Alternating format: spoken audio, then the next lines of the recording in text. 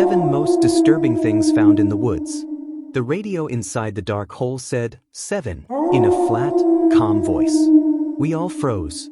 The voice came from under the ground, past the rusty door half buried in leaves. Cold air breathed out of the gap and touched our faces. Something scraped a step. Twice. It was the sound of a shoe on metal stairs, coming up. Emma squeezed my sleeve. Noah lifted his flashlight, but the beam shook. Grace whispered, "Alex, don't move." The radio said, 7, again. Slow this time, like it was counting us, or calling us, or warning us. Then the metal steps below us creaked harder, like whoever, or whatever, was almost at the top. That is the highest part of this story. But it did not start with the radio. It started in the car, at the edge of a forest most people call peaceful. We were making a new video for our channel. The title was simple, 7 most disturbing things found in the woods. We wanted to show strange things that were real enough to see, but safe enough to talk about.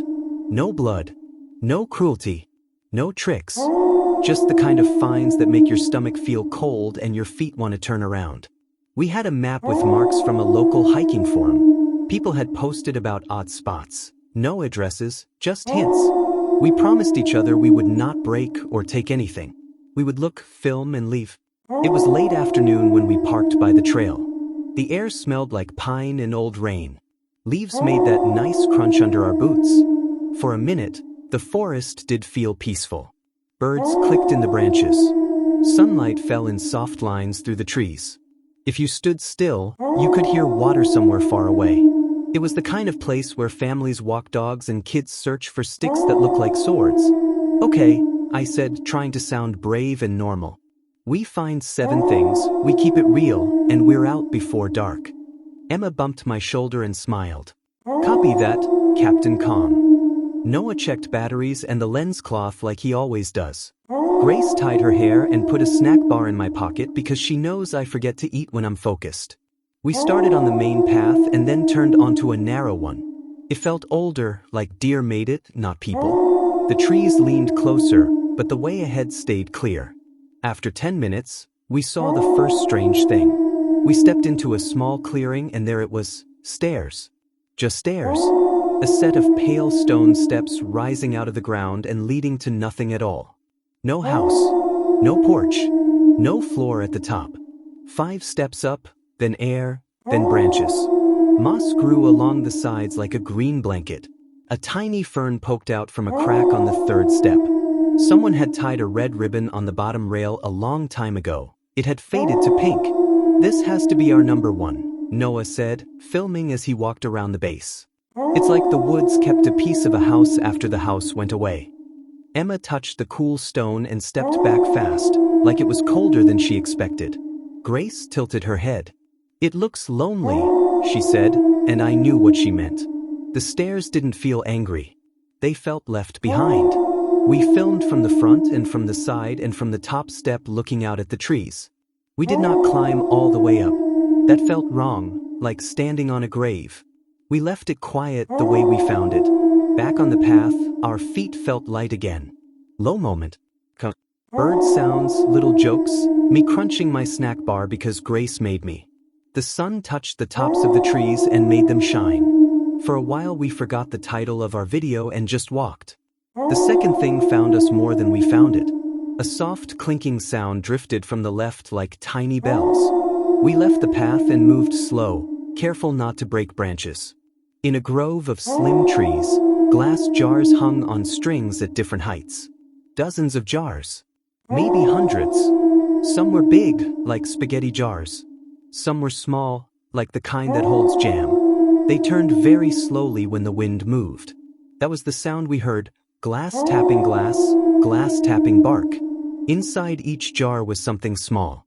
A button, a coin, a folded note, a photo curled with age, a scrap of fabric, a plastic ring, a tiny toy cat. We stood very still. The jars looked pretty, but that wasn't all. They felt like a secret. Not the kind you tell a friend. The kind you keep to protect yourself. "Do we open any?" Emma asked, voice small. "We said we wouldn't touch," I said. "We can film from outside and zoom." Grace leaned close without touching. "Look," she whispered. In one jar by her shoulder, a paper square with neat blue writing said, "I forgive you." In another, a picture of a hand, a child's hand, pressed into paint and stamped onto paper. The handprint was orange. The date in the corner was 3 summers ago. We did not laugh. We did not talk much. We filmed slow, like we didn't want to wake the trees. The wind moved again, and all the jars turned like they were listening. We backed away, said thank you, and returned to the path. High moment, but not loud. The kind of high that makes your heart feel open and careful at the same time. The third find was simple and it hit harder. A small backpack sat on a stump like someone had put it down and went to look for mushrooms and never came back. It was blue with little stars. A lunchbox leaned against it. The zipper was half open. I didn't touch, but I leaned close. Inside was a napkin with the word "proud" written in marker and a smiley face. Grace swallowed. Emma blinked fast and turned her head toward the trees. Noah filmed quick, like he wanted to finish before he had to feel everything. We did not call the police because there was no sign of harm and we were still on a public trail with lots of families and kids. The pack was probably lost long ago and a parent's heart had broken and then healed the way hearts do when they have to. Still, the sight of it stuck to us. We spoke quieter after that. The fourth thing waited around a bend like it knew we were coming. A mirror had been nailed to a tree at face height. It wasn't big, just a rectangle with no frame. The glass was scratched and cloudy. When you got closer, you saw fingerprints all over it, dozens of them, like many people had pressed their hands to the surface. Some prints were small like a kid's. Some were wide. In the corners of the glass, written in the fog of old breath and barely visible unless you were right there, were short words, "Hi, back, listen," like messages you leave when you don't have a pen. Emma looked at her reflection and then looked at me in the mirror. My face in the glass looked tired and older than I felt, with the trees moving behind me like a slow green river. "I don't like this one," she said. "It feels like it's watching us watch it." Noah filmed from the side so it didn't catch our full faces. Grace stepped behind the tree and came back. "Nothing attached," she said, trying to make a joke. The joke didn't land. We moved on. By then the light had shifted. The forest went from bright to silver. The shadows got long and blue at the edges. "2 more," I said, even though we had 3 more to reach 7. I said 2 because I wanted the number to sound small. Emma heard the shape of the lie and gave me a look. She did not say anything. We took a narrow path that wasn't really a path, just a line where the ferns bent the same way. That's where we found the 5th thing. In a tiny clearing stood a low stump like a table. On top were 7 wind-up music boxes, the kind with little keys you twist. Each had a tiny picture on the lid. A moon, a boat, a rabbit, a house, a star, a bird, a clock. The keys rested in the exact same position, like someone had wound them all to the same point and then stopped at the same time. I did not touch any box. None of us did. But the part that raised the hair on my arms wasn't the boxes. It was the sound we heard when we stepped closer. The song. Very soft. The last thin notes of a lullaby, almost gone, like someone had wound them a minute before we arrived and the music was just now ending. Noah's eyes were wide. "Are you getting this?" he whispered to his own camera, even though his red light was on and I knew he was. Grace counted under her breath. 1, 2, 3, 4, 5, 6, 7. Emma shook her head and backed up. "Let's go to the next one," she said in a voice that meant I want to go anywhere else. We left the little song behind us. The forest held it for a second longer, then let it go. The 6th thing was the one that brought us to the door with the radio. But before the door, there was a low moment. We hit a wide path again, easy to walk, no roots to trip us. A breeze came up. The trees made that soft ocean sound. A deer walked across the path 50 feet ahead, looked at us, and didn't even run. It just kept walking like it knew we were harmless. We breathed. We drank water. We thought about turning back and calling it a good day with 6 finds, even though we had promised 7. "Maybe 6 is enough," Grace said. "We can call it 6 you won't forget," Noah said, trying to smile. Emma rubbed her arms. "I'm fine with 6. I looked up at the sky where the blue was fading. I should have agreed. But I didn't like breaking promises, even promises to ourselves. "One more," I said. "Fast." We left the wide path and took one that dipped down. The ground got soft and dark like it held water sometimes. The trees here were thicker and older. They leaned in and made a roof. The air felt cooler. My phone had 1 bar and then no bars at all. I put it on airplane mode to save battery. Noah walked behind me, then Emma, then Grace, all of us close enough to touch. We saw the 7th thing all at once, and we knew it was the worst before we understood why. In a low spot where the land made a bowl, the leaves were pushed aside in a neat circle, like a giant set a plate there. In the middle, a round metal door lay half buried. It looked like the kind of door you see on storm shelters or old bunkers. A rusted handle stuck up from one side. A thick chain hung from a loop but wasn't locked to anything. The chain looked new. The door was not fully closed. It was open an inch, maybe 2. From the gap, a thin white wire ran out and disappeared under leaves toward the trees, like a vein going into the woods. We stopped on the edge of the circle. "Don't," Grace said, and I wasn't sure if she meant don't talk or don't move or don't think. Noah squatted and filmed the handle and the chain and the wire. "It's a shelter," he said. "Maybe just old supplies." Emma shook her head, slow, eyes never leaving the gap. "Supplies don't breathe like that," she whispered. I listened. She was right. Air came out, cool and steady, with a faint hum, like a fan somewhere below us. A whisper of radio static rode the air. Not music. Not voices yet.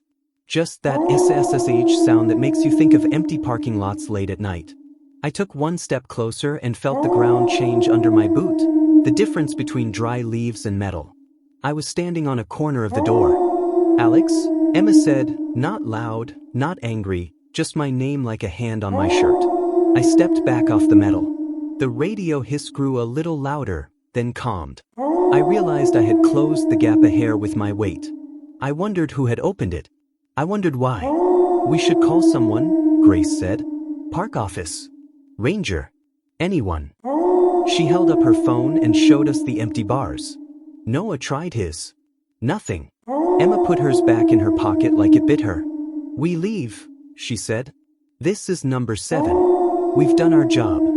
Her voice was trying to be firm, but fear makes even strong voices sound thin. I almost agreed. Almost. But then the radio below changed. The static slid away and a voice came through, low and clear, like it was on purpose. Not a song. Not a show. A person counting. 1, the voice said. "Fuzz. 2. Fuzz. 3. We all stared at the door. The numbers were slow and calm, like the person had all the time in the world. The counting reached 4, and I realized my mouth was open. I closed it. 5, the voice said. The air coming out of the gap felt colder on my ankles now, like the thing under the door had turned toward us. "Alex," Grace whispered. "Please." 6, the voice said, a little softer, as if leaning closer to the microphone. Noah lowered his camera the tiniest bit. "What if it's, I don't know, a sensor?" he said, trying to find a good answer. "Like the wire, maybe it, counts movement?" 7, the radio said, and the metal under our feet made a new sound. Not a fan, not a hum, a creak, a step on a stair. Then another. Emma's hand found mine. Her fingers were cold. The hairs on my arms stood up. I looked around the bowl of trees and saw nothing but trunks and shadow and the thin white wire snaking away into the leaves. The circle of ground felt like a stage, and we were standing right in the bright part. "We go," Emma said, not a whisper now. "We go right now." I nodded and took one slow step backward. The radio below popped with a little wave of static, like someone bumped a mic. Then the voice came again, still calm, still close. "Stay," it said. My throat felt tight. We backed up together, careful not to trip. The door did not move more, but the stairs below complained again, closer, like weight was turning on them. Noah lifted his camera again in a smooth, scared motion. He filmed the handle. He filmed the gap. He filmed my shaking hand because it was in the frame and I couldn't make it stop. Grace kept her eyes on the trees, scanning, like she expected the wire to tug and pull something out of the dark at any second. "Stay," the radio said once more, softer now, almost kind. We reached the edge of the circle and the leaves under our boots sounded normal again. I wanted to run. I wanted to turn my back on the door and break the rule about never sprinting in the woods. But something in me said, do not run from stairs that can hear you. Move like the forest moves. Slow, quiet, steady. We did. We moved backwards 3 more steps. Then we turned together and walked, not fast, not slow, just steady, back toward the main path, toward the place where the air smelled like rain and not like radios and old metal. I did not look over my shoulder. I did not want to see the door in the corner of my eye in case the gap had gotten wider. When we reached the place where the ferns began to thin, the radio behind us changed one last time. The static flared and flattened, and the calm voice, now so soft it could have been wind if not for the way it made sense, said a new word. Not a number. A name. My name. Alex, it said. I stopped. Emma didn't let go of my sleeve. Noah bumped into my backpack and breathed out a word he shouldn't say. Grace's eyes were wide, big as coins. The birds in the trees went quiet, like the forest itself wanted to hear what I would do next. That is where I should end for now. But you asked me not to end the story yet, only the chapter. So I will give you one more step, because the chapter needs a fall at the end to hold you. I turned back toward the circle and saw the 7th thing we missed at first because we were too busy looking at the door. On a branch above the metal, a small square hung by a string. It spun slowly. It was a Polaroid photo. The white edge flashed in the last light. The picture faced away from us. The string twisted again, and the image turned toward us. It showed the 4 of us standing here, in this exact place, from a few minutes before. We looked tiny in the frame. The silver of the door showed under our feet. In the bottom corner, in black marker, a neat hand had written 2 words. Welcome back. We had never been here before. Behind the door, the stairs groaned, and something heavy pressed once against the metal from the inside.